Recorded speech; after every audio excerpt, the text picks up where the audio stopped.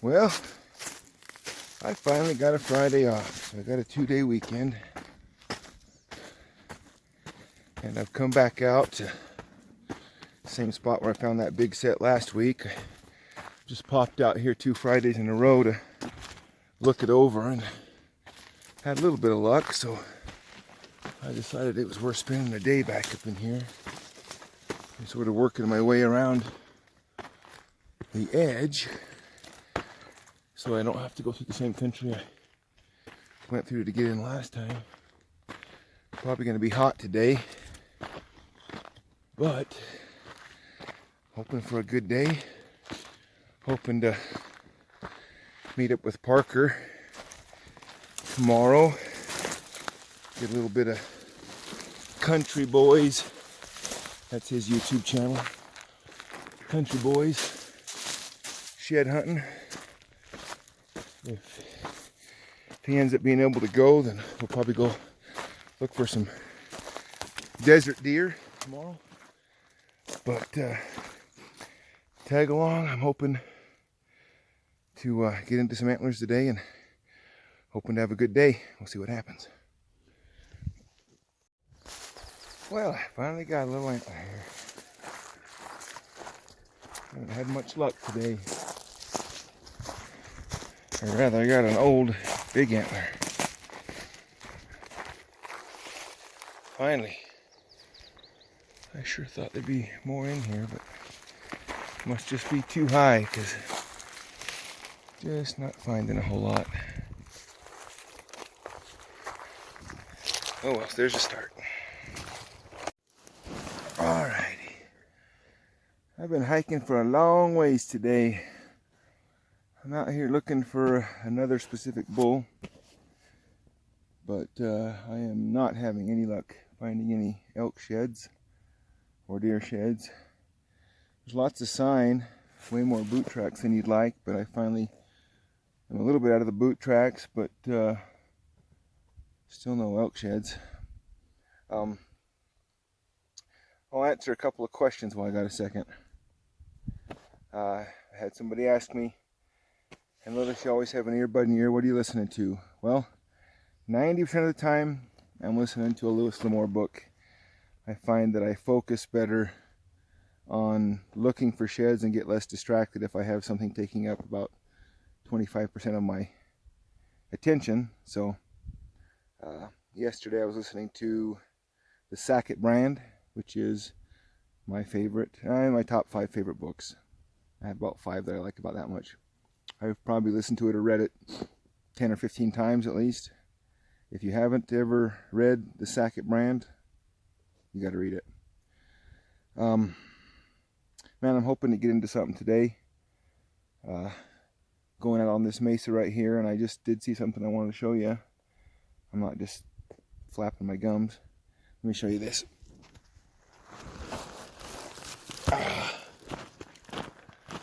Saw this through the trees and I kept going, that can't be sticks.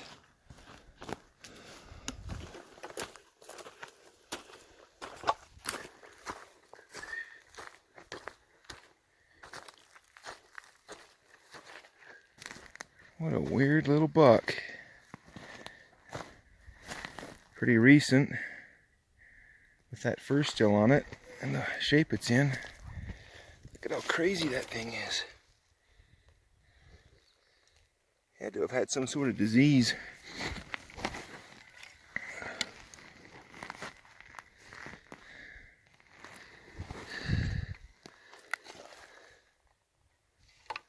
Weird little guy. I don't even know where the rest of his carcass is. He's got to be here someplace. Odd that it's just the head and nothing else laying there.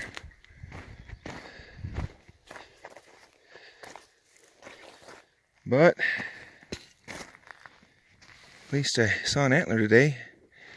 Even a crazy weird one. Look at that. I'm going to tuck him up there. Let him stay for as many years as possible in good shape. He'll probably never be found again. I'm too far out here to make a game warden come this far out here for that little guy. he's cool, but unfortunately he'll never get any bigger. Alright, let's cross our fingers I can get into some elk sheds. I'm looking for the 33 bull, but we'll see what we can find.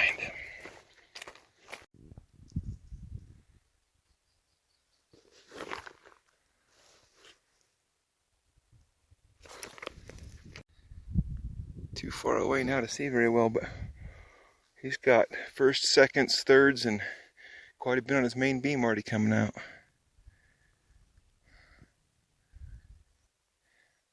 I missed him coming out of the trees. Pretty cool though. But I'd sure love to find out that he shed down on this bull, but that's probably not the case. Oop. Hate it when I leave you guys zoomed out like that. Well, let me go over something while I'm thinking of this. So,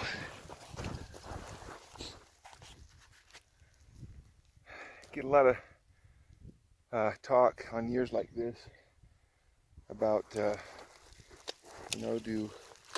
the bulls shed up higher on these years where we got very little snow. These years we don't have much snow.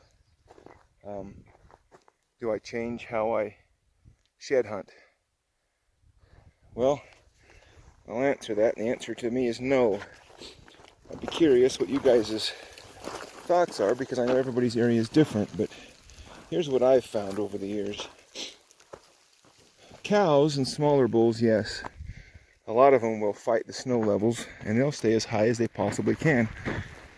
I bet you that some of those elk probably never came off the mountain. But the bulls that I want to find, mature bulls, meaning bulls over about 330, it isn't the winter that drives them off the mountain. It's the fatigue from the rut and the hunting pressure and all that stuff. It finally gets to them and it pushes them down off the mountain, and they're seeking solitude. They'll go off in ones and twos and threes into little pockets in the canyons long before the snow hits. It's not the snow that pushes them. It's a desire for solitude. And for the most part, those bulls go to their winter range. Some of them will go straight there, and some of them will go to an intermediate area. But they'll usually hit their winter range, and they'll usually stay in that winter range until they shed. Those bulls don't know if there's snow on the mountain or if there's not snow on the mountain. It isn't the snow that brought them off, and it isn't the snow that triggers them to go back up. When they shed, they feel vulnerable, and so they decide to move, and the natural place to move is back up where they know they've got grass starting to come in and those things. So about the time they shed is when they know they're going to be able to go up and get a fresh place to eat, and etc. So for me, while I'm certain that there'll probably be sheds picked up on the top of the mountain this year, it doesn't change the way I shed hunt, and doesn't change where I've been finding sheds this year. This is one of the worst snow years I've ever seen, and here I am higher than I normally would hunt, and you would think that, a year like this, if any year, the bulls would be dropping up here in this higher country, and they're just not. I haven't found a single shed yet today. They're just not dropping in here, which is interesting. You'd think at least some of them would, but I haven't got to shed area yet. Oh, dang it. And a boot track.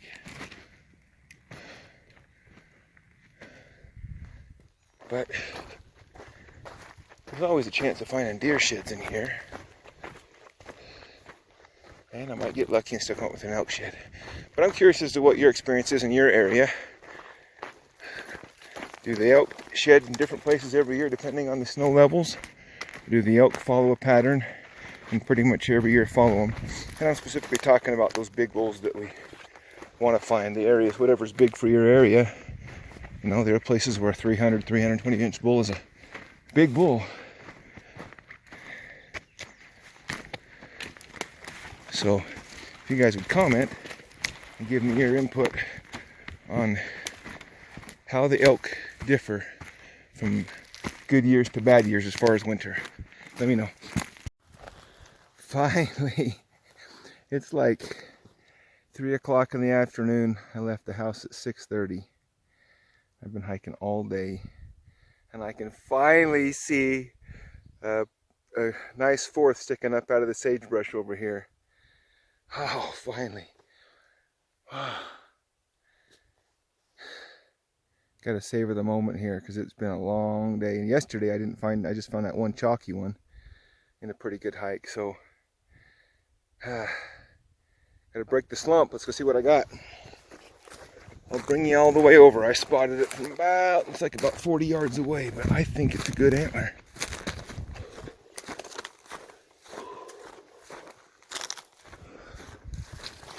I can see that it's sticking up off the ground pretty far.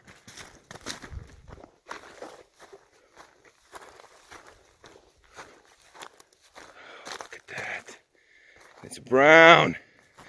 Yes, and it's a good bull.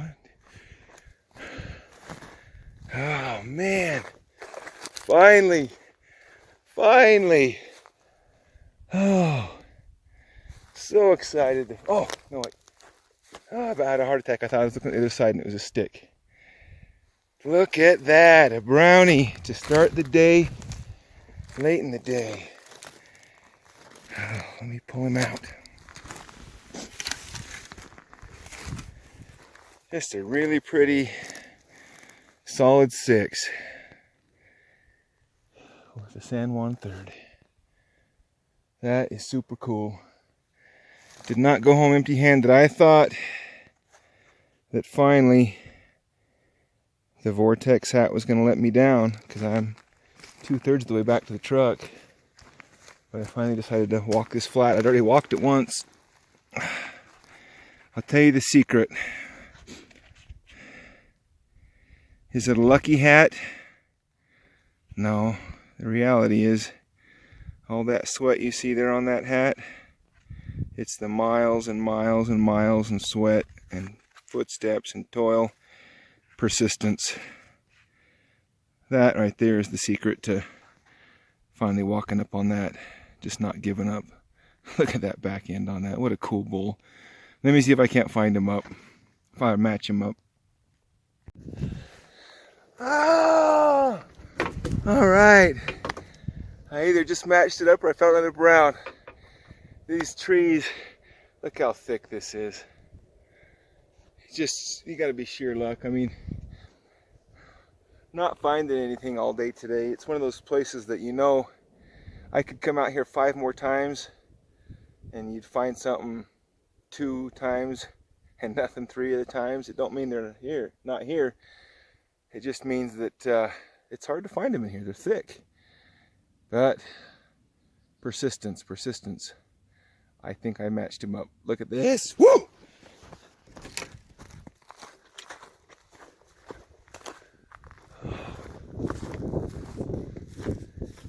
Look at the way that thing hooks back. That's crazy.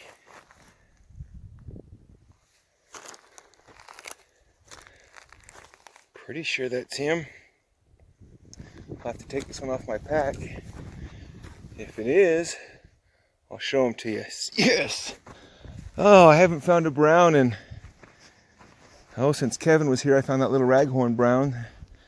And I didn't find just the one chalker yesterday.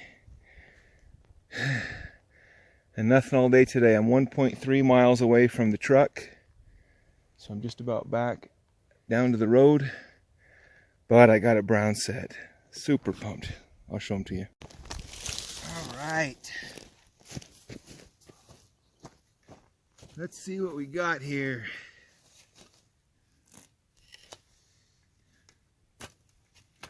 Just get them on the right sides.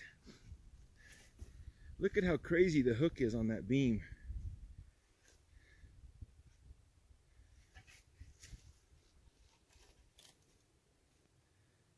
That's a set. Look at that. Look at that crazy hook.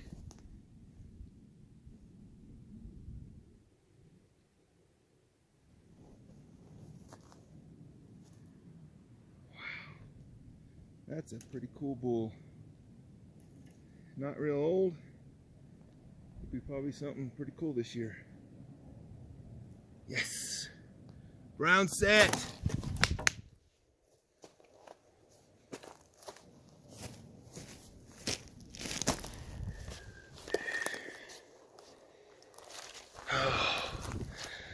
Oh, I'm almost out of water.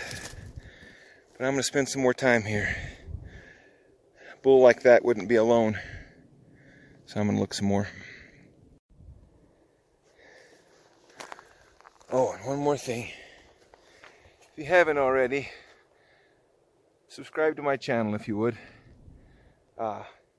Getting close to 1,000 subscribers. Pretty excited to hit that mark. I think we'll do something special when we hit that mark. Contest of some sort. I'll have more details of that later. Wish me luck.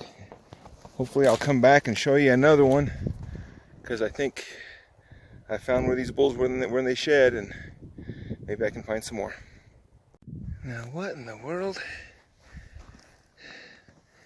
This right here is a ruin, but that right there is not Anasazi. What in the world? Fancy spoon. Let's see.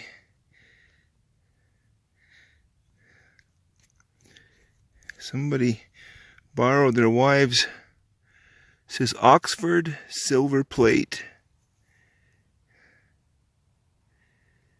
Silver plate. Too bad it's not silver. That's pretty cool.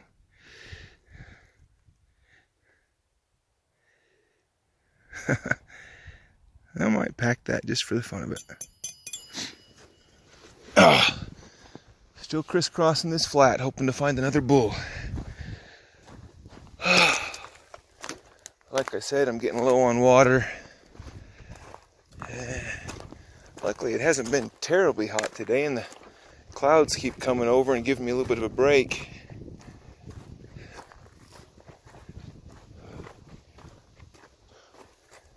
I wonder what in the world this is.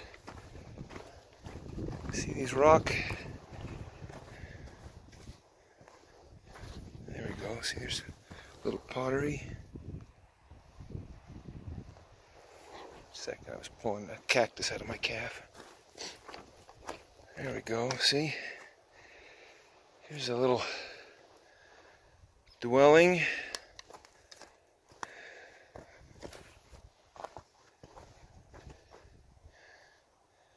One room right here. Oh, bigger room right over there.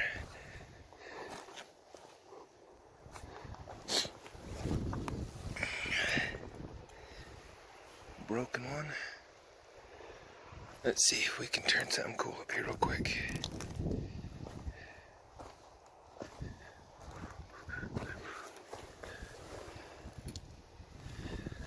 I am listening to The Man Called Noon. Tell Sackett got himself out of the pickle he was in and the mug he owns. Like I said, if you haven't listened to the Sackett brand by Lewis L'Amour, it's a good book. If I had to pick a book that was just fiction that has had the most influence on my life, it would be that book. It's about a guy that just does not know how to give up, and so he's never beat. Anyway, look at this. There's a big ruin right there.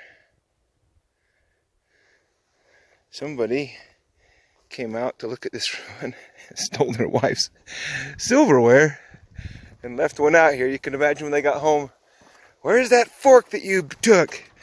Oh, shoot.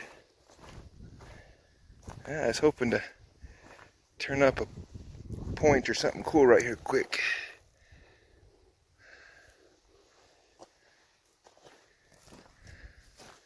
Probably if I spent a few minutes here we'd see one, but I'm gonna get on the road back before I get completely out of water. I've only got a couple swallows left, so another little something right there, maybe a grain cistern.